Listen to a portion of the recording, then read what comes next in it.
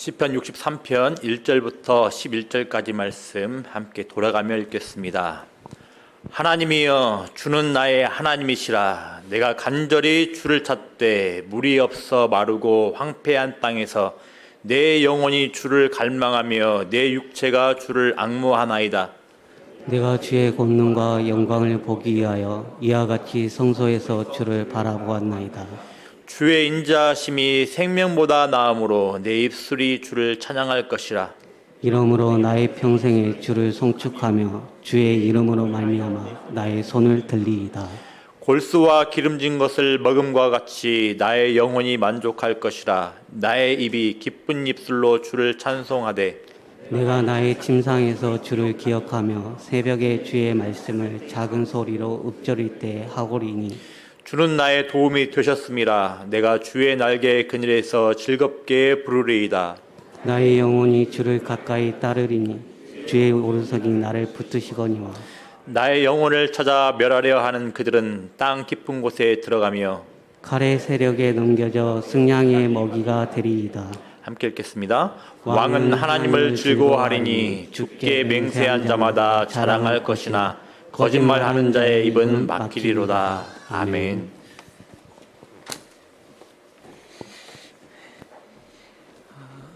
이 세상의 모든 종교는 고통의 문제를 직접적으로 간접적으로 다룹니다. 그 이유는 그만큼 고통의 문제가 보편적이고 어느 누구도 고통을 피할 수 없기 때문입니다. 팀 켈러는 이러한 사실을 또 이해하고 고난에 대한 두 가지 진리가 있다고 말했습니다. 앞서 말씀드린 것처럼 첫째는 고난을 피할 수 없다라는 것입니다. 두 번째 진리는, 고난과 관련된 두 번째 진리는 고난은 우리를 내버려 두지 않는다는 사실입니다. 이 말은 고난을 겪은 우리들은 이 고난이 우리를 이끌어가는데 더 나은 사람으로 또는 더 나쁜 사람으로 우리를 이끌어갑니다. 긍휼이 더 많은 사람으로 이끌어가기도 하지만 냉소적이고 더 냉담한 사람으로 이끌고 가기도 합니다. 잘 견디는 사람으로 만들기도 하거니와 또는 절망하고 정서적으로 무너져 버리기도 합니다. 이 고난을 겪은 사람들은 하나님과 더 가까워지는 사람도 있는가 하면 하나님으로부터 더 멀어지기도 한다고 그는 말합니다.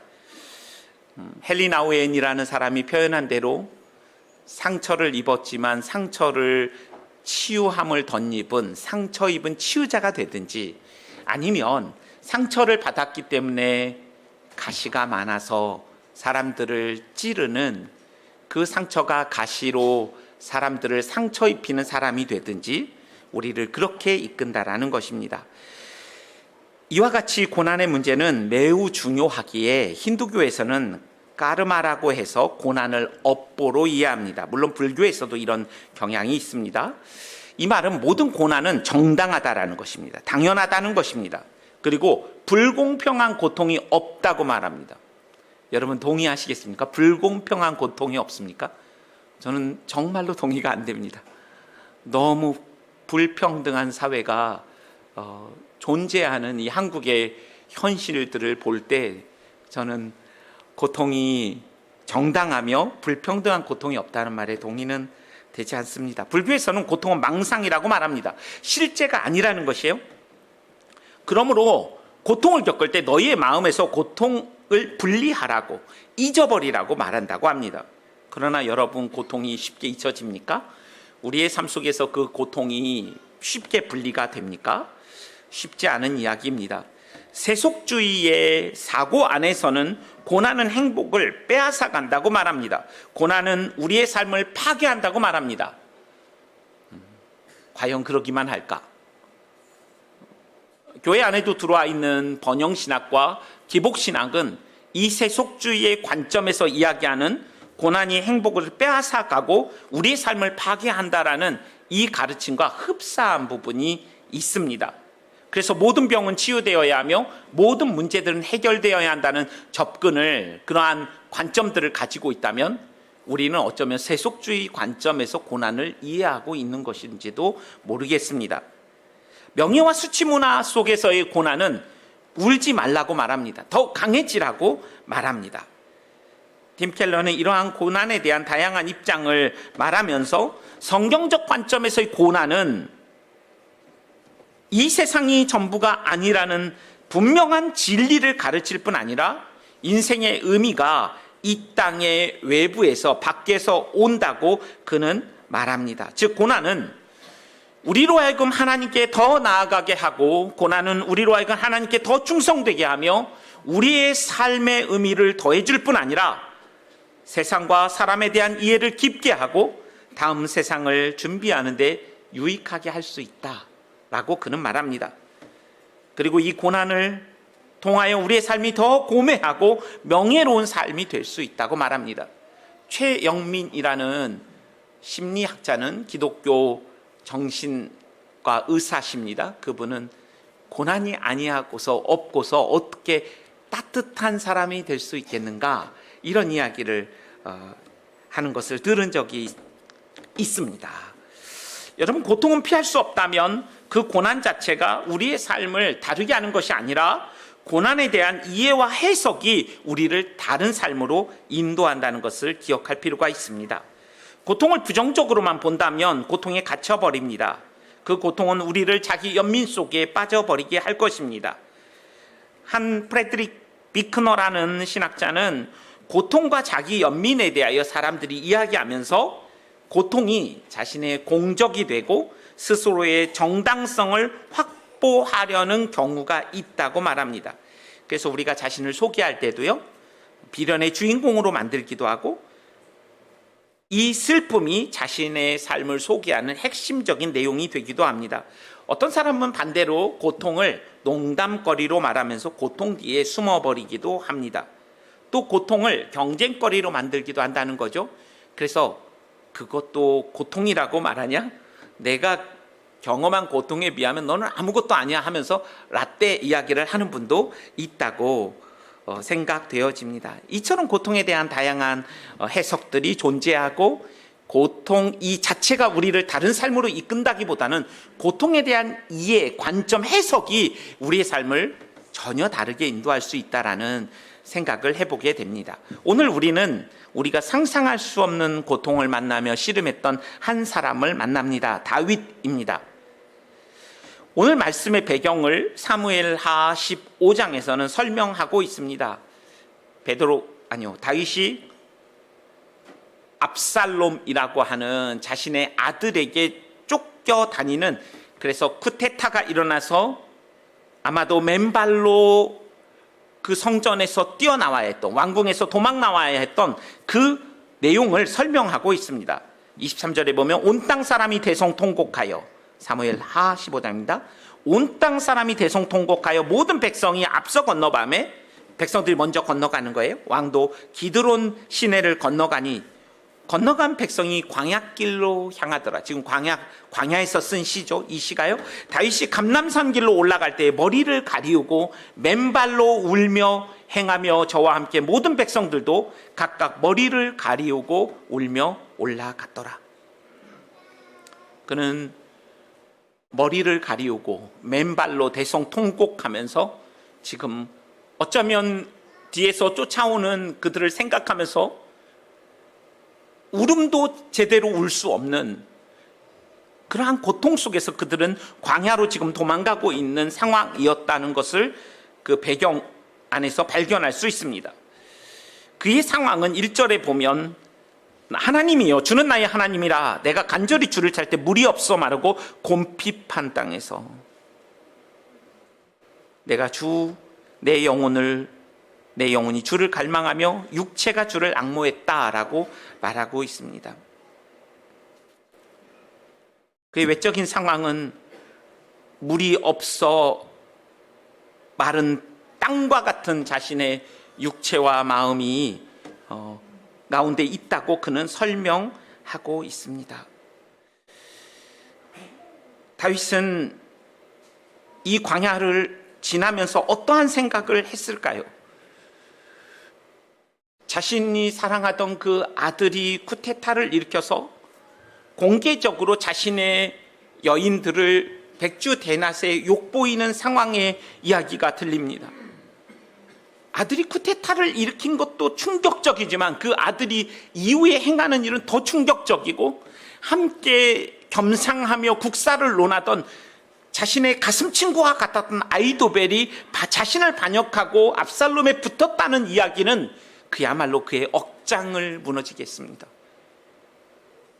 자신이 사랑했던 아들이 쿠데타를 일으킬 뿐 아니라 자신의 여인들을 온 백성 앞에서 성문 그 위에서 욕보이는 그 압살롬의 그 잔악함과 또 가장 자신의 마음을 나눌 수 있었던 친구가 반역에 동참했다는 모든 관계가 깨어져 버린 그의 상황은 필설로 담을 수 없는 절망이지 않았을까? 어쩌면 죽음의 그늘과 어두움이 그의 영혼을 사로잡는 그런 상황이 아니었을까 생각해 보게 됩니다. 이러한 고난 가운데 있었던 사람들의 이야기는 성경에 가득 차 있습니다. 저는 오늘 말씀의 제목을 가시가 계시가 되는 삶으로 잡았습니다. 육체의 가시라는 용어를 사용했던 바울을 기억하시지 않습니까? 그는 지극히 큰 여러 계시를 경험했던 사람입니다.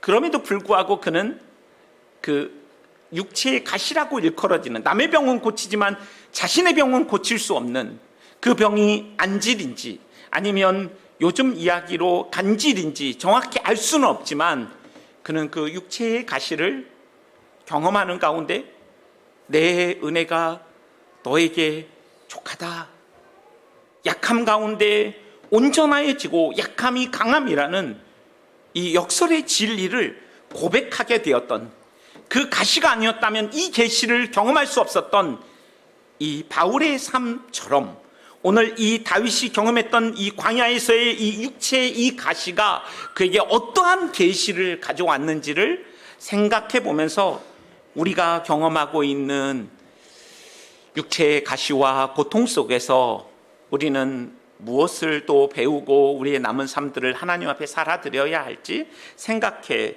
보고자 합니다. 첫 번째로, 그는 이 육체의 가시와 같은 광야의 삶 속에서 무엇을 경험하냐면, 첫 번째, 언약의 하나님을 경험합니다.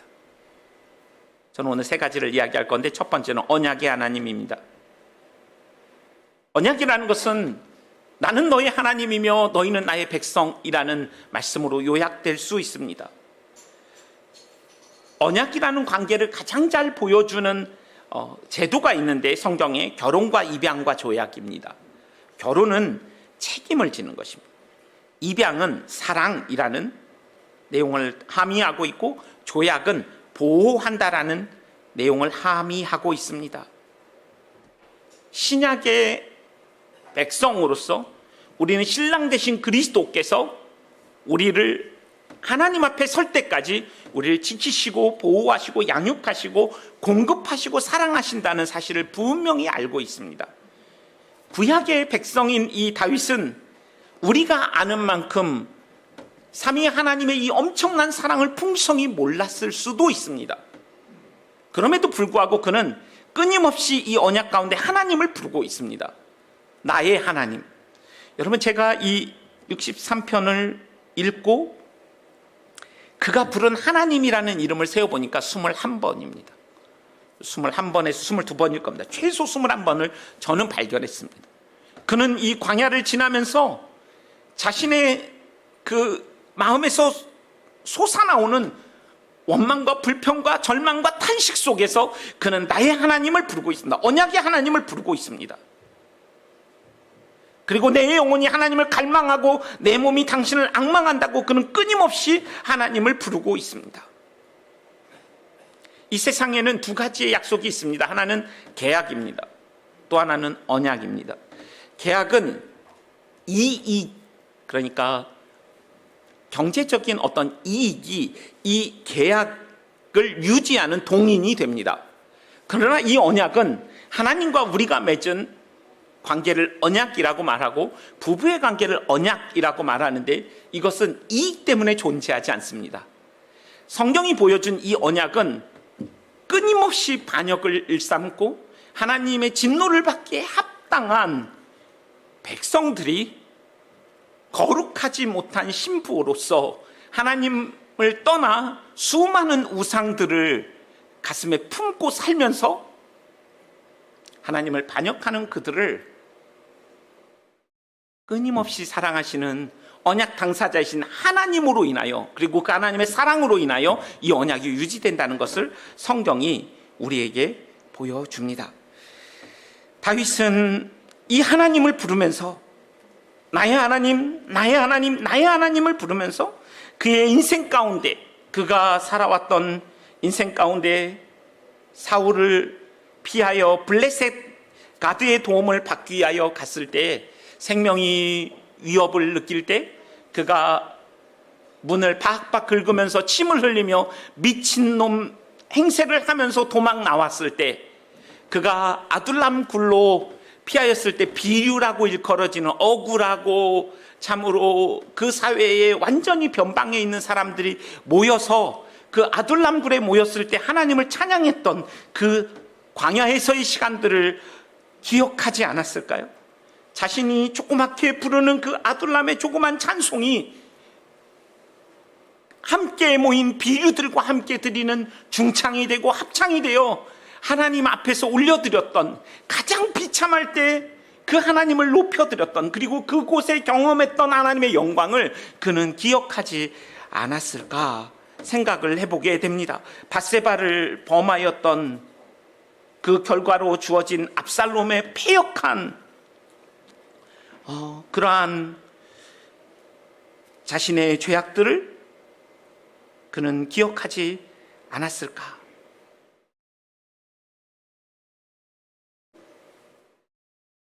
밧세바를 범하였을 때 하나님께서 이 예언을 하시죠. 너가 심판을 받게 될 것이라는. 그런데 그것을 어쩌면 전혀 생각하지 않았던 이 다윗이 압살롬의 이 패역한 행동이 일어났을 때 그것이 자신의 죄로부터 기인했다라는 사실을 다시 기억하지 않았을까요? 그리고 어쩌면 압살롬을 끊임없이 원망하며 광야길로 나섰던 그가 하나님의 이름을 부르면서 아버지로서 누이 다말을 범했던 암논의 문제를 2년간 해결하지 아니하고 무책임한 아버지로 살았던 자신의 삶을 어쩌면 돌아볼 수 있는 기회가 되지 않았을까, 이런 상상도 해보게 됩니다. 그는 광야의 가시 앞에서 언약의 하나님을 인하여 한 시간 1분 1초를 지나고 있는 것 같습니다. 광야의 고난과 가시로 인하여 그가 느낀 것은, 그가 경험한 것은 풍성한 왕궁의 삶 속에서 잃어버렸던 하나님을 향한 간절한 그 배고픔과 그 갈망을 지금 그는 경험하고 있는 것이 아닐까요? 그가 잃어버렸던 영적인 갈급함, 잃어버렸던 영혼의 갈망을 다시 직면하면서 왕위를 잃어버린 그 아픔과 고통을 통하여 그 잃어버림이 그에게 가져다준 영적 갈망, 하나님의 부재라고 느꼈던 그 순간에 느꼈던 하나님의 임재를, 언약의 하나님을 부르면서 그의 영혼은 소성하고 있는 것이 아닐까 생각해 보게 됩니다. 여러분, 우리도 문제가 없고 삶이 풍족하여 하나님을 부를 이유가 없고 자신이 누구인지도 모른 채, 그리고 하나님이 우리 가운데 어떤 일을 행하셨는지를 망각하고 살아가고 있다면 그 풍성함의 실상은 비참함과 가련함이지 않을까 생각해 보게 됩니다. 그는 광야의 가시가 그를 찌를 때마다 언약의 하나님을 부르면서 가시가 계시가 되는, 그의 과거와 인생을 새롭게 해석하는 새로운 관점을 그는 경험하고 있지 않은가 생각해 보게 됩니다. 두 번째, 그는 언약의 하나님을 기억했을 뿐 아니라 두 번째, 사랑의 하나님을 발견합니다. 내가 주의 권능과 영광을 보기 위하여 이와 같이 성소에서 주를 바라보았나이다. 2절에 고백합니다. 3절에 주의 인자가 생명보다 나음으로 내 입술이 주를 찬양할지어다. 여러분 시편 73편을 보면 아삽의 시가 나오는데 그의 인생 가운데 하나님을 잘 섬겼는데 그 인생이 꼬입니다. 아침마다 주님께 기도하고 정말 주님을 의지하고 나선 그 하루가 그렇게 인생이 꼬여도 머피의 법칙처럼 그렇게 꼬이고 아기는 흥황하고 고통이 없고 죽을 때까지 고통이 없는 도무지 이해할 수 없는 그러한 절망과 추락과 추락을 경험하다가 그가 비로소 성소를 지날 때 17절인데요 73편에 성소를 지날 때 마침내 그가 깨닫는 사실이 있습니다. 자신이 우매한 짐승과 같은 불평과 원망 속에서 낙심하고 원망했던 자신의 삶을 돌이키게 됩니다. 마치 다윗도 지금 성소에서, 그런데 이 성소가 어떤 성소입니까?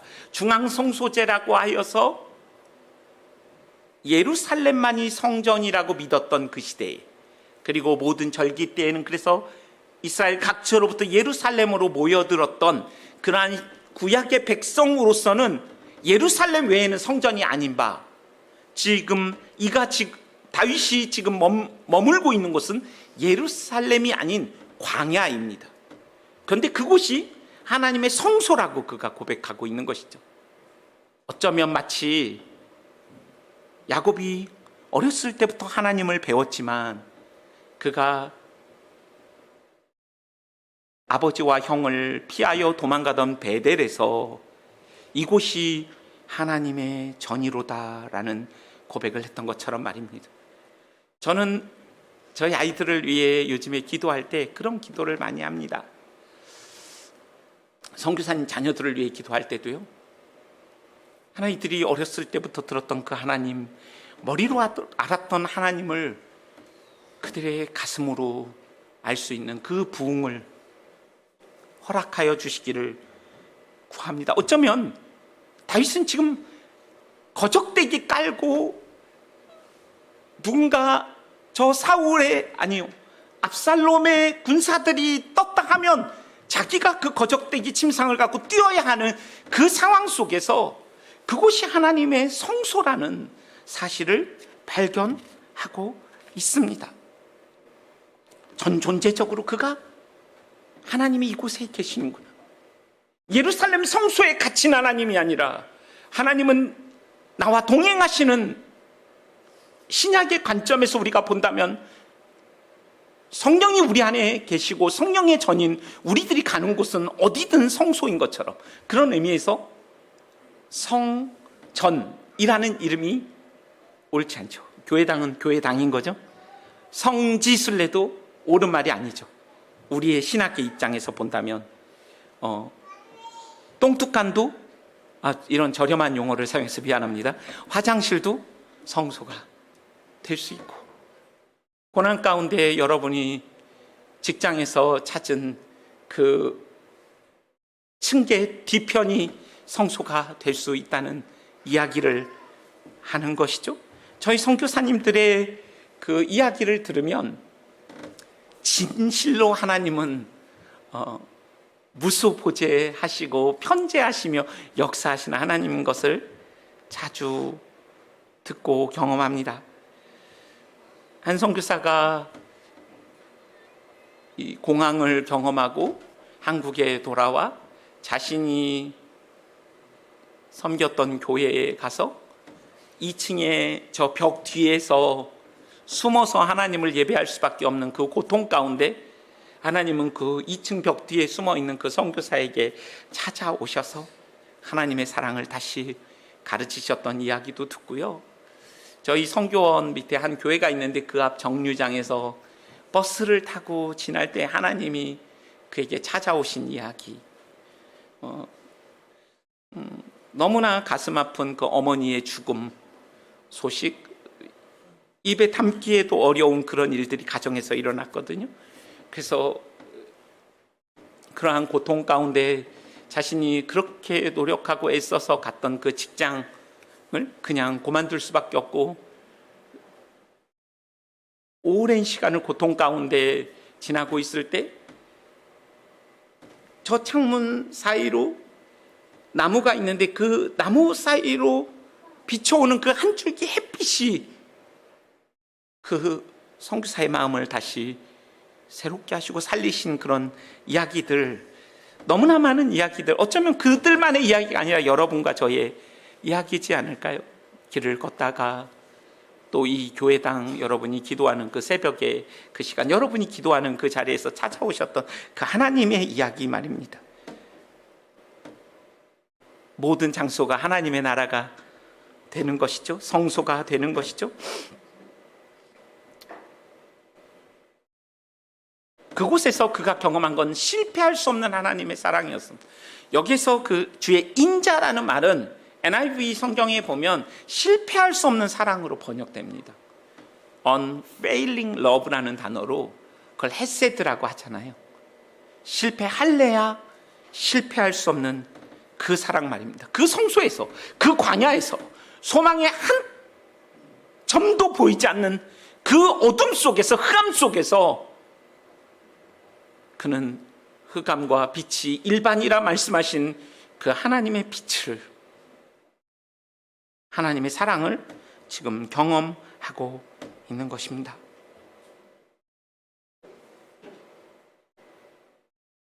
주의 인자가 생명보다 낫다는 말에서 이 생명이란 단어는 히브리어로 복수입니다. 그러니까 이 생명이란 단어에는 우리 인생이 경험할 수 있는 모든 인생의 희로애락이 다 담겨져 있는 고농축된 단어입니다. 슬픔과 고통과 절망과 탄식과 어쩌면 기쁨, 모든 것들을 아우르는 그 고농축된 단어가 생명인데, 그 생명과 견줄 수 없고 비교할 수 없는 것들을 압도하는 한 가지가 있는데, 그것은 하나님의 실패할 수 없는 사랑이다. 어떤 고통과 아픔이 이 사랑을 잠재울 수 있겠는가?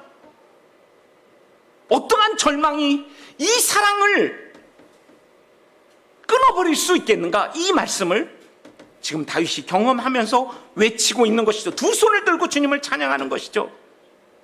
우리가 다 아는 것처럼 그 하나님의 사랑이 영원전부터의 사랑이고 완전한 사랑이고, 그 사랑은 십자가에서 쏟아부어져서 우리의 눈에 보인 바 되었고, 보이지 않는 그 하나님을 그리스도가 이 땅에 육신의 몸을 입고 오심으로써 그 사랑을 우린 보았고 들었고 조목하여 보았고 만지게 되었다는 것이 요한의 고백이지 않습니까?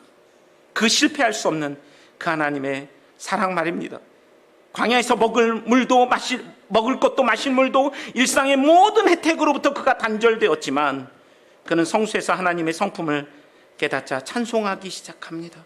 숨도 쉴 수 없는 이 고통을 압도하는 하나님의 사랑 앞에서 그는 하나님을 높이고 있습니다.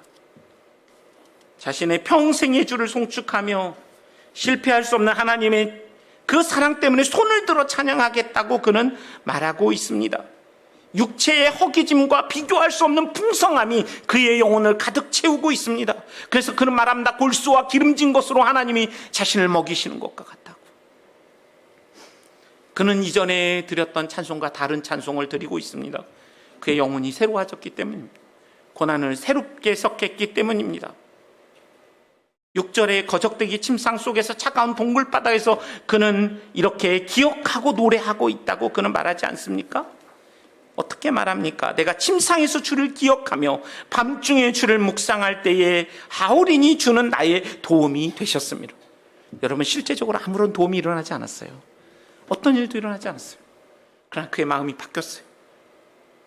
고난을 새롭게 해석하기 시작했어요.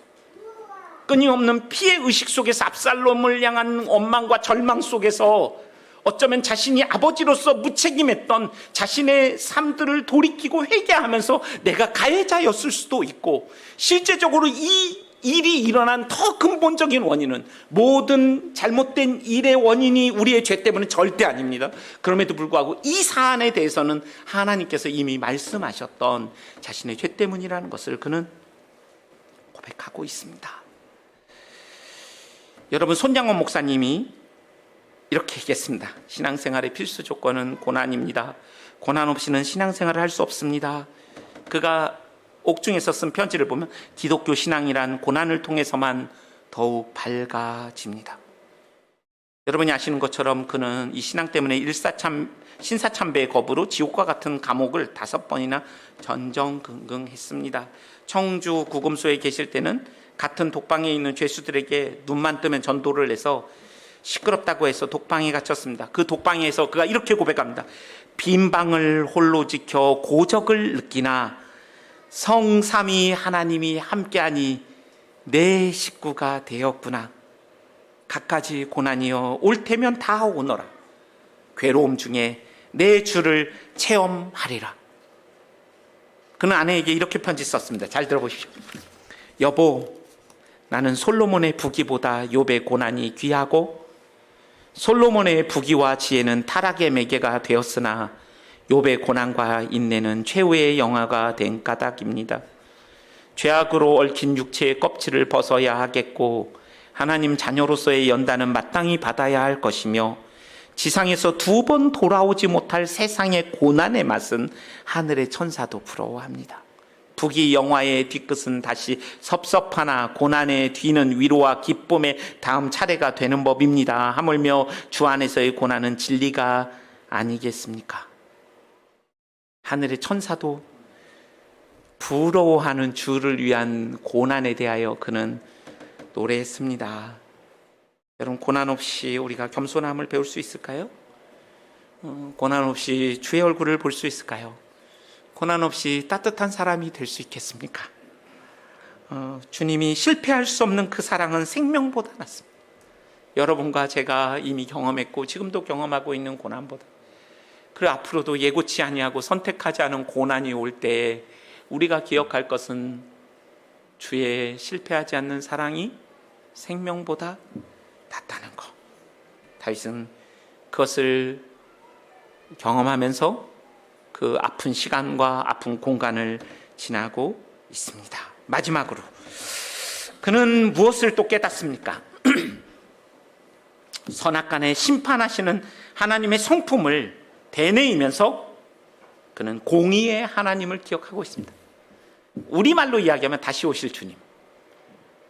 주님이 처음 오셨을 때 우리를 구원하시기 위하여 사랑의 주님으로 오셨다면 다시 오실 때는 심판의 주로 오실 것입니다. 어떻게 보면 종말의 신앙일 수도 있는 것이죠. 공의의 하나님을 그는 기억하고 있습니다. 선악간에 심판하시는 하나님의 성품을 그는 8절 이하에 9절 이하에 이야기하면서 자신의 목숨을 노리는 사람들이 멸망할 것이며 그들은 땅속 저 아래로 내려갈 것이며 칼로 쓰러져 여우들의 밥이 될 것이며, 그 하나님이 이 땅이 전부가 아니고 선악간에 심판하시는 하나님이시라는 이 사실. 여러분, 우리도 그렇지 않습니까? 유전무죄, 무전유죄와 같은 그러한 모습들이 어느 나라에도 있습니다. 예수님 시대에, 바울 시대에도 민사소송을 하지 말라고 그렇게 이야기한 것은 돈 있는 사람들이 민사소송에서 다 이겼기 때문입니다. 그런 세상의 방식으로 하지 말라는, 그 불평등은 타락한 인류의 역사 가운데 항상 존재했습니다. 이러한 불평등한 그 세상 속에서 우리가 위로를 받을 수 있는 것은 하나님이 우리를 아시고 선악간에 심판하실 것이라는 그 믿음을 가지기 때문이죠. 광야와 같은 인생에서 우리의 진짜 원수는 누구일까요? 무엇일까요? 선악간에 심판하시는 하나님을 신뢰하지 못하는 것이 우리의 진짜 원수입니다. 하나님의 선하심에 대하여 의심하는 것이 진짜 원수입니다. 그러나 다윗은 광야의 속에서 이 불신과 원수와 같은 이 불신을 믿음으로 이깁니다. 하나님의 말씀으로 이깁니다. 그 믿음은 공의로운 하나님의 성품을 신뢰하는 것입니다. 그분은 선하시다는 것이죠. 우리를 심판하셔도 선하시다는 사실이죠. 그리고 하나님은 이 세상의 악에 대하여 오래 참지 않으신다는 것을 믿는 믿음인 것이죠. 김진혁이라는 신학자는 이렇게 말했습니다. 사람은 무엇을 궁극적으로 욕망하느냐에 따라 현실을 대하는 태도와 자세가 달라진다. 여러분과 제가 무엇을 욕망하고 있느냐에 따라서 우리가 현실을 대하는 태도가 달라진다는 거예요. 천국의 갈망을 맞춘 사람은 현실을 천국처럼 살 수 있답니다. 하지만 이 땅에서의 삶이 유일하다고 믿는 사람은 해결되지 못한 두려움과 정화되지 않은 갈망을 가지고 현실에 집착하며 살 수밖에 없다는 것이죠. 자신의 이웃의 삶은 전제되지 않은 그 욕망으로 계속 충돌하는 삶을 살 수밖에 없다고 그는 말합니다. 종말에 대한 소망은 현실에 대한 적당한 거리감을 가지게 할 뿐 아니라 희망에 대한 각성을 불러일으킨다고 그는 말합니다.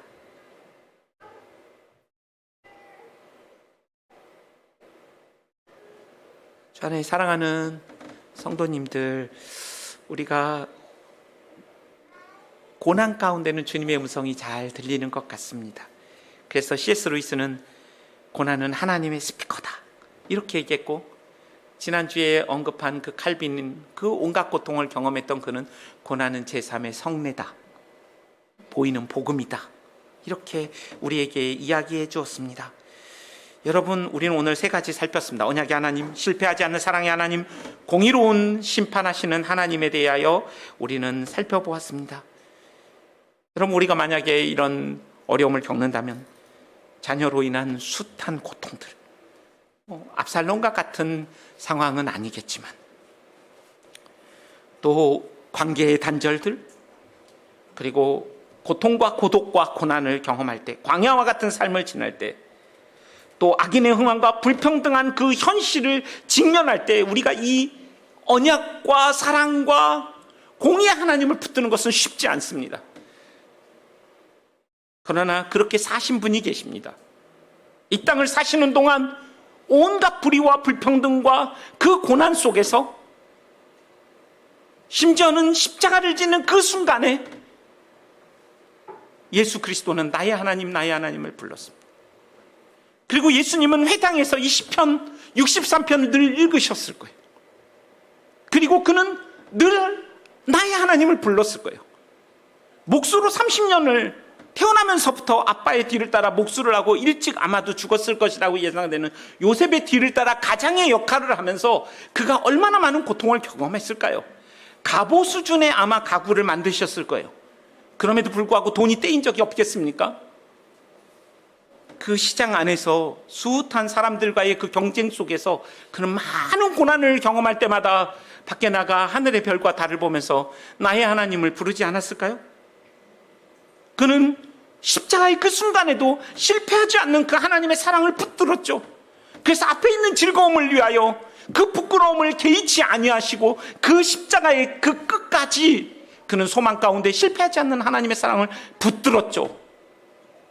그는 이 세상의 아픔을 보면서 간장이 녹는 것과 같은 아픔, 예루살렘 성전을 보면서 하나님과 분리된 영혼들이 겪는 이 아픔을 보면서, 그리고 불의한 자들이 흥황하는 그 모습을 보면서 생각하지 않으셨을까요? 자신이 다시 오시는 날 선악간에 판단하실 것을. 여러분, 예수님이 이 길을 걸어가셨습니다. 그리고 우리는 그분과 하나 되었습니다. 그는 능동적 순종으로 인하여 모든 의를 이루신 예수 그리스도 안에 우리가 있다면 우리도 그리스도의 뒤를 쫓아 은혜 안에서 이 길을 걸어갈 수 있습니다. 그러므로 여러분, 지금까지의 고난이 여러분을 어떻게 만드셨습니까? 더 나은 사람으로 만들었습니까? 더 나쁜 사람으로 만들었습니까? 더 따뜻한 사람이 되었습니까? 더 차가운 사람이 되었습니까? 더 긍휼이 많은 사람이 되었습니까? 아니면 단단한 가시가 많은 사람이 되었습니까? 잘 견디는 사람이 되었습니까? 아니면 절망하고 정서적으로 무너진 쓴뿌리를 가진 사람이 되었습니까? 그 고난이 여러분을 하나님께 더 가까이 가게 했습니까? 아니면 더 멀어지게 했습니까? 오늘 말씀은 예수님이 이미 지나셨던 이 고난 가운데 우리가 예수님과 같이 언약의 하나님, 사랑의 하나님, 공의의 하나님을 기억할 때 이 고난은 가시가 계시가 되는 그러한 놀라운 삶을 우리에게 가져다 줄 것을 우리에게 보여주고 있습니다. 그 고통의 순간에 내가 혼자가 아니고 여전히 여러분과 제가 그분의 날개 아래, 그늘 아래, 생명싸기 안에 있었고, 오늘 우리가 다루지 않았지만 그 능력의 오른손이 나를 붙들고 계심을 똑똑히 보면서 우리가 겪는 고난 안에서도 더 하나님께 나아가 더 충성되고 더 고매하고 더 깊이 하나님을 알아가고 더 사람을 깊이 이해하고 사랑하는 더 명예로운 성도가 되어서 주님의 오실 날을 예비하시기를 주님의 이름으로 축원합니다. 여러분, 우리 한번 기도할까요? 한 30초 정도 오늘 말씀을 기억하면서 언약의 하나님, 사랑의 하나님, 공의의 하나님, 예수님이 이 땅을 사시며 붙들었던 그 하나님을, 하나님 저도 예수님처럼 붙들며 살게 하여 주옵소서. 같이 기도하죠. 하나님 아버지, 고맙습니다. 언약과 사랑과 공의의 하나님,